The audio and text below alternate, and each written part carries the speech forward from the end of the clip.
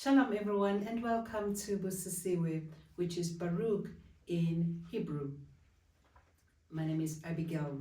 I know it's been a while since we've had teaching here at Busisiwe. Yahuah called me to proclaim and teach his word in speech and in song. I have been doing both assignments using Busisiwe to proclaim and teach his word, which is in speech. And I've also been using Alicia Psalms, which is a ministry wherein I proclaim and teach his word in song. So in the couple of weeks, probably 3 weeks to a month or so, when we did not have any teaching here at Busisiwe, I was working on the Alicia Psalms. And once the work that I've been working on is complete, we will also share it here in this platform of Busisiwe, even as I will be sharing them or rather at Alicia Psalms platform. But it is such a hunger for me to be able to serve and be faithful and be trustworthy to Yahuah on both this assignment, that when I'm working on Alicia Psalms, there is that hunger and that sense of that you need to go and proclaim and teach the word in speech. And even as I'm working also in proclaiming and teaching his word in speech, there is also that time and that hunger to start proclaiming it and teaching it in song. A lot of people do not understand how Yahuah works, that there's so many testimonies that we are now getting as a result of that ministry, which is in song, that people are being transformed, that people are being healed, that people are getting hope in the times of despair out of just listening to a 4-minute song or 5-minute song or 6-minute song, and also teaching them and to be able to focus and lift up their eyes unto Yahuah when there are crises in their lives, and that the most important thing is to worship him, and he will take care of all the troubles and all problems that you may be facing. That's why he said it in the book of Matthew, otherwise known as the book of Matthew, that seek my kingdom, seek my reign and obedience, then all these other things shall be added unto you. So when you lift him up, even as the scripture says, Yahushua says that if I be lifted up, I will draw all men unto myself. So when we lift him up, when we proclaim his word in song, when we proclaim his name in song, when we exalt him, when we declare his goodness, his mercy, his loving kindness, when we communicate the love that we have for him in song, he's able to take care of our needs. And that's why these two go very hand in hand. I normally used to say that some people might not have an opportunity to listen to a 45-minute teaching, which I normally give on Busisiwe, or an hour teaching, but they can be able to hear a song that is just 5 minutes and 4 minutes, which can then draw them to the Most High, draw them to the Creator, pull them out of the pit of darkness and draw them into the kingdom of light.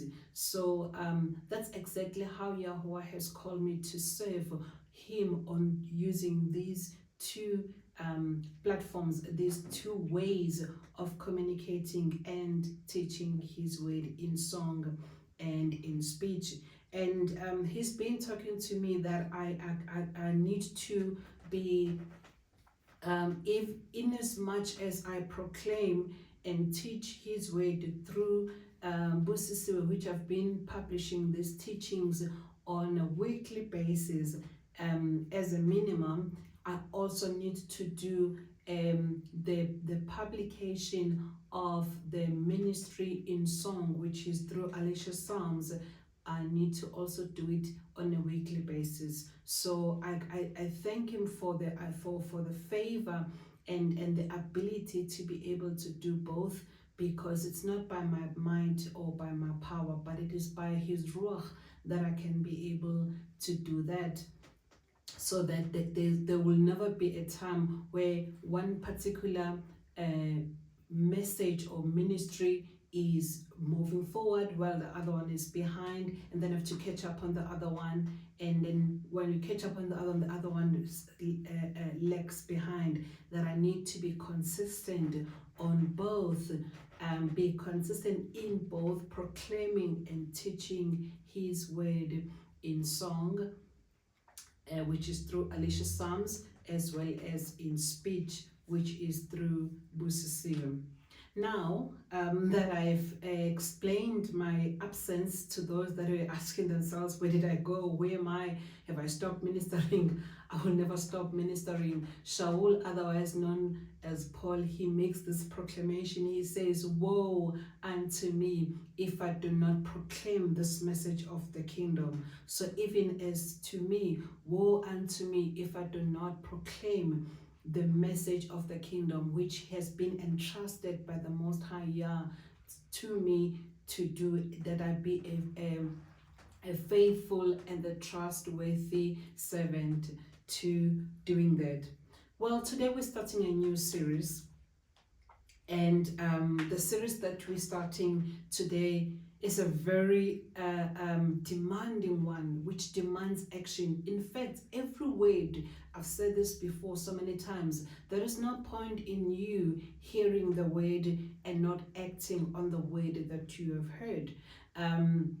And a lot of the time, to act on the word of Yahuah, you will come across with challenges, will come across with obstacles. You need to be of good courage, be strong. Even he was told, Yahusha, the son of Nun, otherwise known as Joshua, that be courageous to observe and to do, not just to observe, but to observe and to do that which is written in the Torah.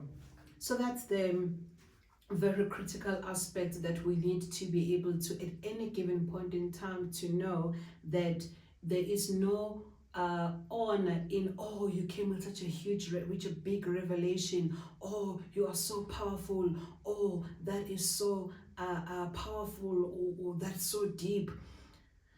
What's the point of speaking deep things and powerful things if no one acts on whatever that you have said? In any case, it's nothing powerful or deep. It's just the word of Yahuah that at any point in time commands us to act on the word.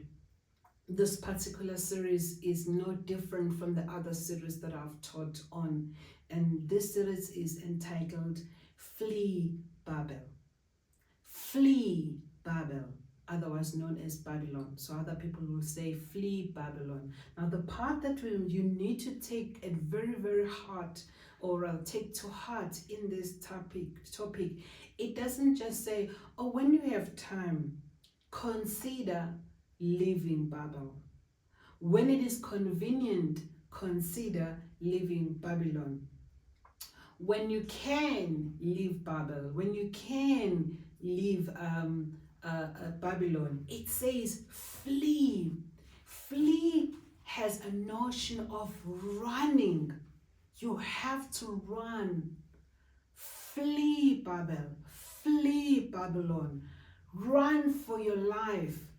Run as if a dog was chasing you, a lion was chasing you, a tiger was chasing you, that your life depended on how fast you can run from the current situation where you are in.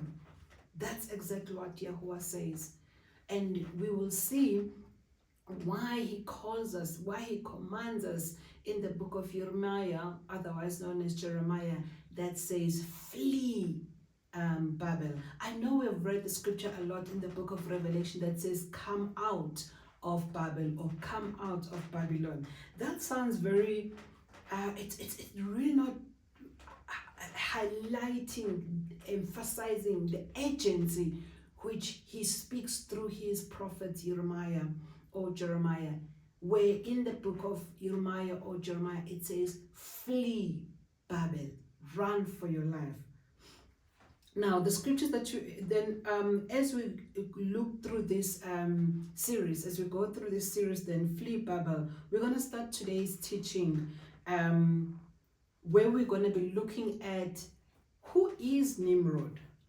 Because the truth of the matter is, you cannot talk about Babel without talking about Nimrod.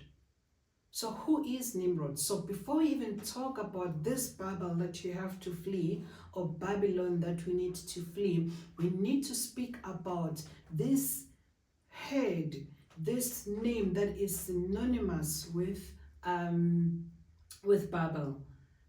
So we're going to be looking at the book of Bereshith, chapter 10 verse 10, otherwise known as Genesis chapter 10 verse 10. We'll also be looking at the book of Yasha or Jasha, chapter 7 from verse 23 to 24. And as said before, Yasha or Jasha is one of the books that were removed from the canonical Bibles that we're using. You can still find these books if you go online and you just Google the book of Yasha or Jasha. You'll be able to have access to it. You can also download Sifa app on your phone. Sifa as in CEPHER. Sifa still has that version still has these books that were removed in the general Bibles that we use. So we'll be looking at then Yasha chapter 7 verse 23 to 24, and we'll also be looking at verse 43 to 47 of the same book of Yasha. Let us begin. Bereshith chapter 10 verse 8 as well as verse 10. It also the same is mentioned in the book of First Chronicles chapter 1 verse 10. And it reads, "And Cush, the son of Ham, brought forth Nimrod." So Cush, the son of Ham, brought forth Nimrod. We are then told that Nimrod began to be a mighty one on the earth. It doesn't say, the scripture does not say that Nimrod was mighty on the earth. So we need to be every time, a lot of time when we read the scriptures, we read it so fast, as if we already understand in our minds what it's saying, and we miss things by so doing. The scripture tells us that he began to be a mighty one. It doesn't say he was mighty on the earth. It said he began to be a mighty one. So two things that we must be looking at. The first word there says he began, which means his original state was not of a mighty one. Something happened for him to begin to be a mighty one. Something happened for him to be a mighty one, because it says he began, which means something happened. He began to be a mighty one. Now we're going to be looking at also how did he begin to be a mighty one? What is a mighty one? All right.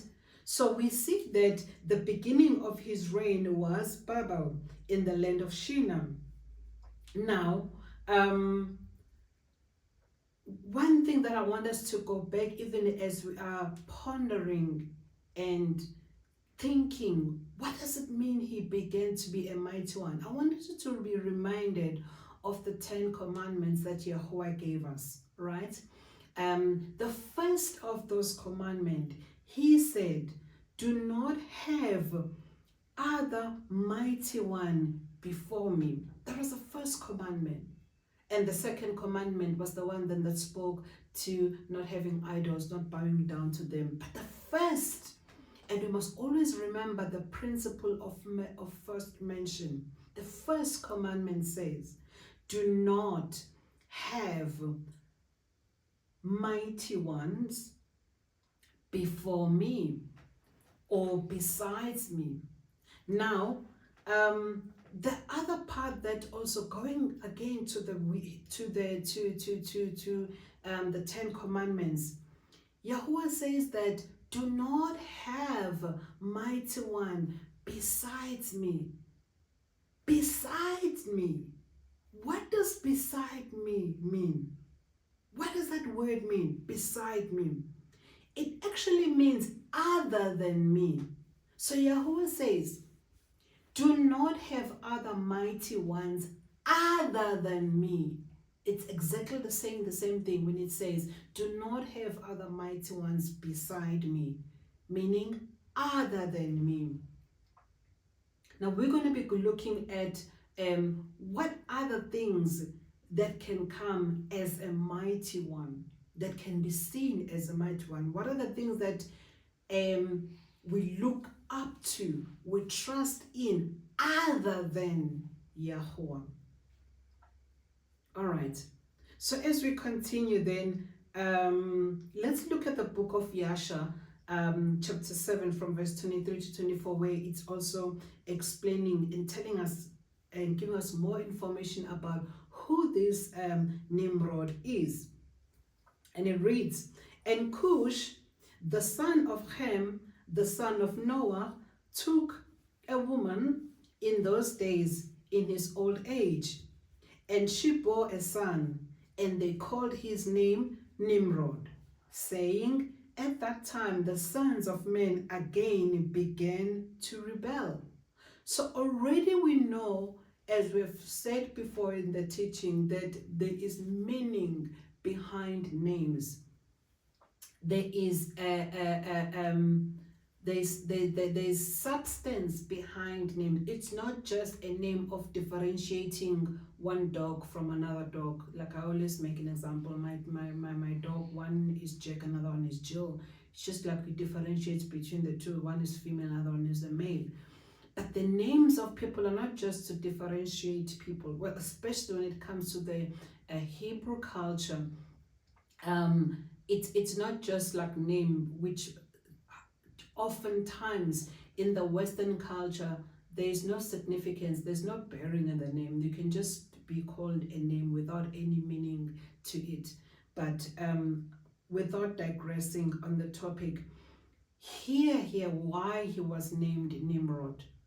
His parents, they named him Nimrod because at that time, the sons of men again began to rebel. So he was named after a rebellious or from rebellious attitude of people. And we also remember that one of the reasons that Yahuah actually destroyed the earth in which Noah was living at that particular time, or up till the time when Noah was living, that he decided to destroy that earth with everything in it with flood, because exactly of rebellion. So the rebellion of people led to Yahuah bringing about the flood and destroying the whole earth and only leaving Noah and his sons because of Noah's obedience to restart again the earth. Now, we're reading here that these people were already rebelling and transgressing against Yahuah. That's how the name Nimrod came about. That's the meaning behind the name Nimrod. That's the essence behind the name Nimrod. As we continue, it reads, and the child grew up, and his father loved him exceedingly, for he was the son of his old age. And the garment of skin which Yahuah made for Adam and his woman when they were out of the garden were given to Cush. Now this already we're starting to get some clues as to in what way did Nimrod begin to be a mighty one. Some of the clues that we are seeing is that he was given this garment which Yahuah specifically made for Adam and Kua, otherwise known as Eve. Remember, after they fell into sin in the Garden of Eden, that they wrapped themselves with leaves, and then he then clothed them with skin. That skin, those clothing that he gave them, this is the clothing that we now referring to in this particular verse as we read. So this verse tells us how Nimrod became it gives us a sign of how he became a mighty one. Why am I linking being a mighty one with this clothing, or how am I linking the fact that Nimrod began to be a mighty one with this kind of clothing? These were no ordinary garments, but the ones that Yahuah made himself, the first garments that Adam and Kuwa wore. So clearly there was such power within those garments, because they were made by the power himself, because Yahuah does not have power, but he is power. He is omnipotent one.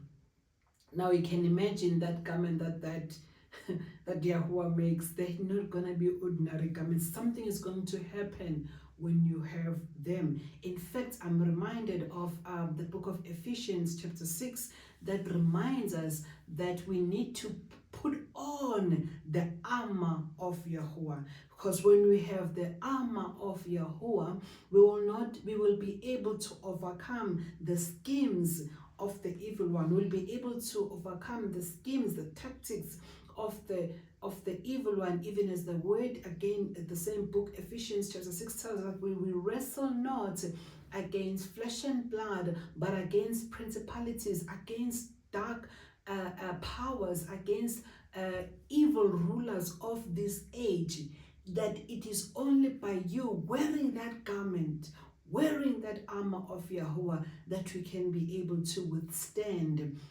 the attack of the enemy. And it's not just a garment to put on and put off, because once you've put it off, then you are exposed, because Hasatan is spirit. He doesn't get tired. He doesn't sleep.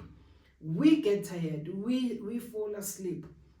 So you must constantly have this armor of Yahuah upon you, that constantly you are protected, you are safeguarded against the enemy. But what I love most about this whole armor of Yahuah does not only talk about being a victim, as in I must just hide from the enemy, I must just be protected from the enemy, I must be playing defense mechanism. No. One of the armor of Yahuah, it is the word of Yahuah, because it tells us that speak forth the word of Yahuah, which is the sword wherein you are able then to attack the enemy. So we're not just only on the defense in terms of the helmets of salvation or helmets of deliverance. No. We or the shield of belief, or the shield of faith, or the shield of trusting Yahuah, but we also attack. We also take the word of Yahuah, which is like a double-edged sword, to send it back to the enemy to destroy his works and his tactics. So we're not only on the defense side, but we're also on the attack side, for we are soldiers in the army of Yahuah. So we're talking about the power that you have when you wear upon you the garment of Yahuah.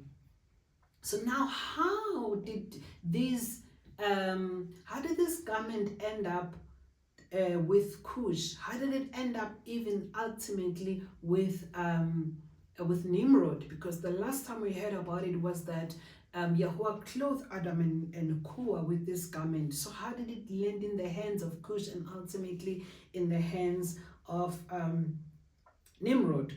We read also in the book of Yashar chapter 7 from verse 24 to 29. So Yashar chapter 7 verse 24 to 29. It reads, after the death of Adam and Kuwa, they were given to Hanok, otherwise known as Enoch, who gave them to Methuselah, who gave them to Noah or Noah.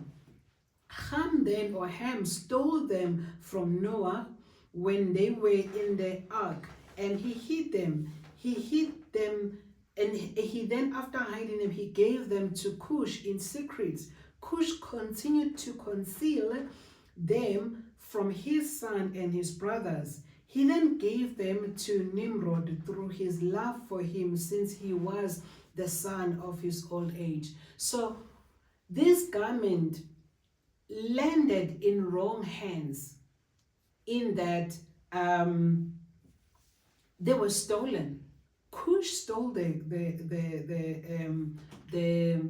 garment when they left the ark. Remember, there were the three brothers. It was Ham. It was Ham. It was Shem. It was Japheth. So then Ham stole them, then gave them to Cush, and then Cush then also hiding them after stealing them, then and then gave them to Nimrod. But they basically illegitimately had access to these garments. Let's continue. So now we know how they got into the hands of Nimrod. Verse 30. Verse 30 tells us that Nimrod became strong when he put on this garment. Exactly what I just mentioned, that he became strong when he put on this garment, because these were no ordinary garments. Something power would come upon him when he wears these garments. Verse 32. Yahuah delivered all the enemies of his brethren in his hand. So Yahuah delivered the enemies of Nimrod into his hands. And he prospered him from time to time in his battles, and he reigned upon the earth. So Nimrod began to reign upon the earth. But we still see the favor of Yahuah upon Nimrod. That's why it tells us that Yahuah delivered all his enemies of his brethren in his hands and prospered him from time to time in his battles. As we now read the book of Yasher, chapter 7, from verse 43 to 47, it reads, "And they found a large valley opposite to the east. They built him a large and extensive city. Nimrod called the name of the city that he built Shinar." So the same story, the same narration of what happened on how the city was built, we find it not only in the book of Yasher, but we also find it in the book of Barashith, or in the book of Genesis, chapter 10, from verse 8 and verse 10. "And they found a large valley, and Nimrod called the name of the city that he built Shinar, for Yahuah had vehemently shaken his enemies and destroyed them. Nimrod dwelt in Shinar. He reigned securely. He fought with his enemies and he subdued them. He prospered in all his battles. His kingdom became very great. All nations and tongue heard of his fame. They gathered themselves to him and they bowed down to the earth. They brought him offering. He became their Adon and king. They all dwelt with him in the city at Shinar. Nimrod reigned in the earth over all the sons of Noah. They were all under his power and counsel." Something that is very telling here, that Nimrod ended up reigning not only upon all the earth, but including all the sons of Noah, meaning he was reigning over Japheth and his sons. He was reigning also over Shem and his sons. He was the king and the Adon of the entire earth at the time. "And all the earth was of one tongue and words of union. But Nimrod did not go in the ways of Yahuah." So in spite of Yahuah being kind to him, in spite of Yahuah fighting his battles for him, in spite of Yahuah granting him favor to win over his enemies, he still did not go in the ways of Yahuah. And he was more wicked than all the men that were before him from the days of the flood until those days. He made the Elohim of wood and stone. He bowed down to them. He rebelled against Yahuah. He rebelled against Yahuah, that not only did he break the first commandment, which is, "Do not have other mighty ones beside me," because he became a mighty one. But he broke the second commandment, which says that we shall not make any idols of stones, of wood, of any images, and we must not bow down to them. But he did exactly that. And not only did he do it, but he also taught other people to do that. He taught other people to worship these other Elohim or idols of wood and stone and so forth. And the part that is also very important here is that there was no way that Nimrod would transgress the first commandment, which says, "Do not have other mighty ones beside me," and then obey the second one, or the second, or the third, or the fourth. The scripture tells us that if you break one of the commandments, if you break one of the instructions of Yahuah, you've broken them all, because it is the very same Yahuah who said, "Thou shalt not kill." So it is the same one who says, "Do not commit adultery." He's the one that says, you must not bow down to other mighty ones. So you cannot say, "Oh, I'm observing one and then breaking the others." By breaking one, you've entirely you've broken all the other instructions. That's how Yahuah works. So this whole thing that people speak, that, "Oh no, there's going to be a balance of the good and the evil, perhaps the good will offset the bad," there's no such thing. There is no such thing. I've spoken about this before, that compliance is either 100% or there's none at all. There is no 50% compliance. There's no 80% compliance or 90% compliance. You either comply or you don't comply. So that's how Yahuah is. And we see that not only did he rebel Yahuah and his commandment, but he also led other people, taught other people, even as he was the Adon and king over these people, to rebel against the Most High.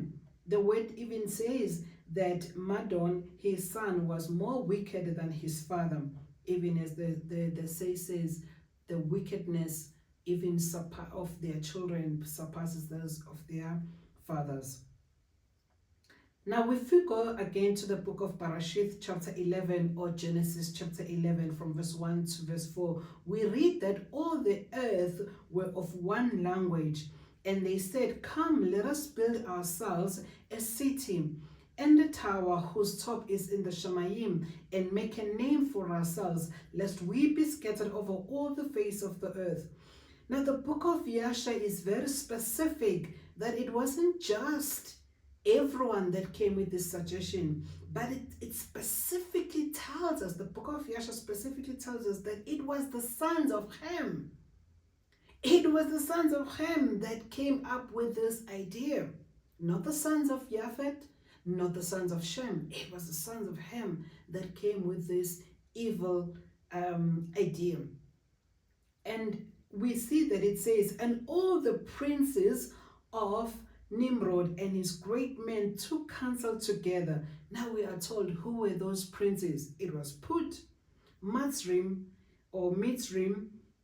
Cush, and Canaan with their families. We know for a fact that these are the sons of Ham: Cush, Put, Mitzrim, and Canaan. These were the sons, these were the family or the lineage of Ham. These were the ones specifically that came with this idea.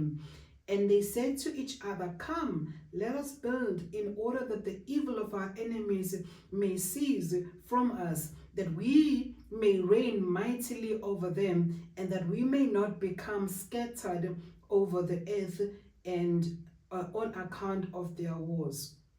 So this is now a summary as to who is Nimrod.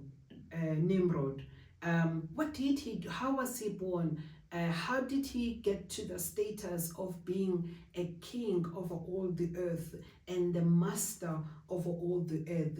That we are now told that everyone was actually under his power, under his counsel. Instead of being under Yahuah's power, they are now under Nimrod's power. Now, hence the word says he began to be a mighty one.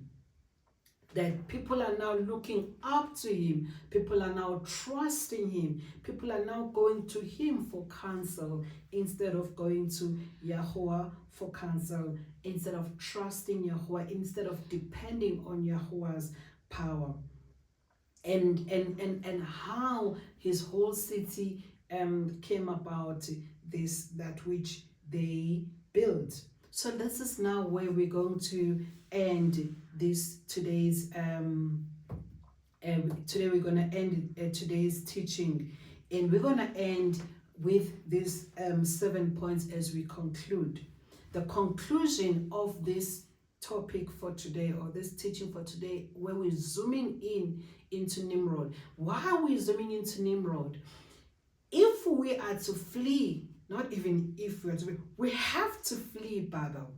So we are going from the foundation, from the basis of understanding who is the leader of Babel, because there is still the spirit of this leader that is there in the times that we are living in. We are now seeing, even as the reason why we're zooming into Nimrod, that Babel or Babylon is not necessarily limited to a specific location, limited to a specific era, but there is a spirit of Babel, there's a spirit of Babylon, there's a spirit of the leader of Babel, there's a spirit of the leader, the king, the master of Babel that we have to flee from.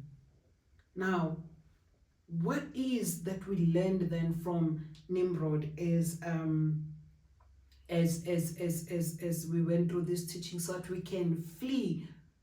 There is no physical Nimrod in our times, but there is a spirit of Nimrod that we need to see and flee from, even as we look at how he is summarized. Number one, Nimrod's name speaks of sons of men rebelling and transgressing against Yahuah. So we need to flee any place. We need to flee anyone that condones transgressing Yahuah, that keeps silence, that keeps quiet when evil is done, when transgression is done. You don't have to be the one committing the evil yourself. You don't have to be the one transgressing yourself. But if you look the other way when other people are transgressing, and you are not addressing that transgression that is being committed, you are just the partaker of those that are doing it. Being silent when evil is taking place, you are 100% partaker of the evil, lawlessness that is taking place. The people, we need to flee the people. We need to flee the places that teach lawlessness. What are the people that are teaching lawlessness? What are the places that are teaching lawlessness? These are the people that says that the law has been done away with. Yahuah died for the laws when he was nailed on the tree, so we don't have to fulfill any law. Those are the people that are saying that the laws were for certain people, the Ish people, Jewish people. You have to flee from such people because they are leading you into their transgressions. They are leading you into the sin that they are already in. For Yahuah said, I did not come to abolish the law or the prophet, but I came to fulfill, to cause you, to enable you to obey the laws, Yahuah's instruction and the prophets thereof. He said, no, there is no word that will not be fulfilled, whether even a tiny little dot of it.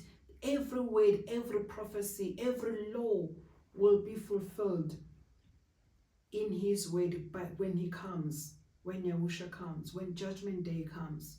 So there is no such thing as in what is not applicable in our times, the issues of relevance, no longer relevant to us. It was for those people. There's no such thing. Flee from people. Flee from places that are not only conducting lawlessness, but they are teaching others lawlessness, because Nimrod did not only transgress Yahuah, but he taught others to transgress Yahuah.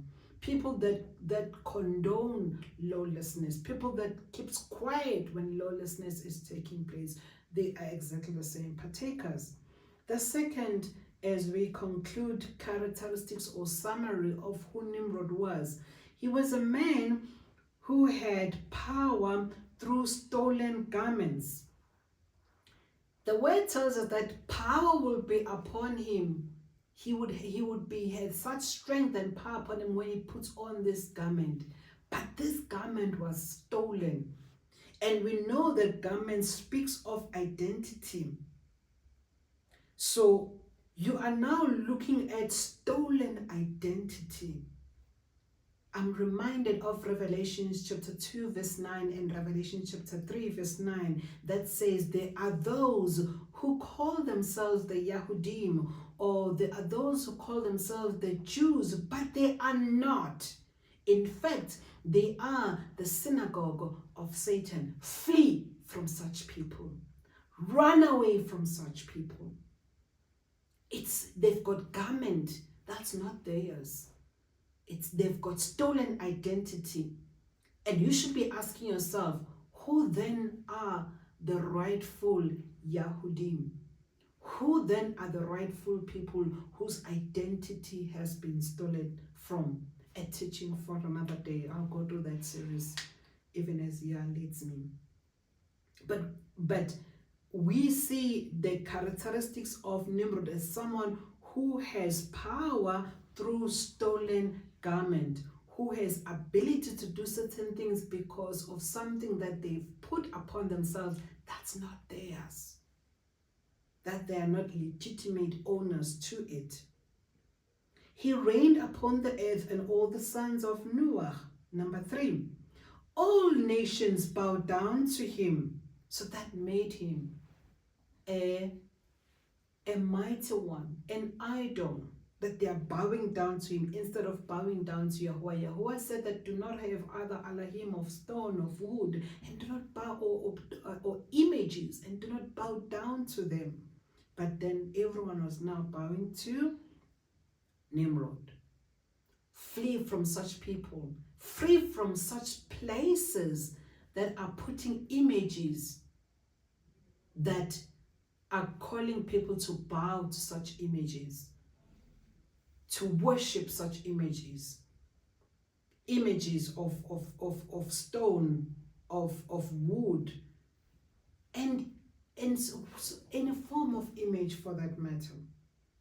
Number 4, he was more wicked than all the men that were before him from the days of the flood until those days. Number 5, he made Elohim of wood and stone. He bowed down to them. He rebelled against Yahuah. Number 6, he taught all his subjects and people of the earth his wicked ways. Madon, his son, was more wicked than his father. The seventh and the last one in my summary. Obviously, this list is not exhaustive. The building of the tower was motivated by self-worship, hence a mighty one. They said, let us. It was all about them, self-centered, self-focused, not focusing and looking unto Yahuah. They said, let us build for ourselves. It is the issue of me, myself, and I. Not serving other people, absolutely not serving Yahuah whatsoever, but about themselves. And build and make a name for ourselves. Having a mighty one before Yahuah means trusting someone or something other than Yah. That's exactly a definition of what is it when the first commandment said, do not have other mighty ones beside me. It means having trust or trusting someone or something other than Yahuah. Now these are the things that we need to also flee from. Flee, run away from. Whether you're trusting your job or your business or your spouse or your family or your inheritance other than Yahuah. Actions taken by men in those days are in no way different from the actions that the men in the times that we're living in are doing. And Yahuah is calling us, he says, flee from such. Run for life, because I am going to destroy Babel. I'm going to destroy Babylon and all its associated things linked to it. So you don't want to be part of it when the destruction of Babel and Babylon takes place. Hence, we have to come out of Babel. Flee Babel. Run for life.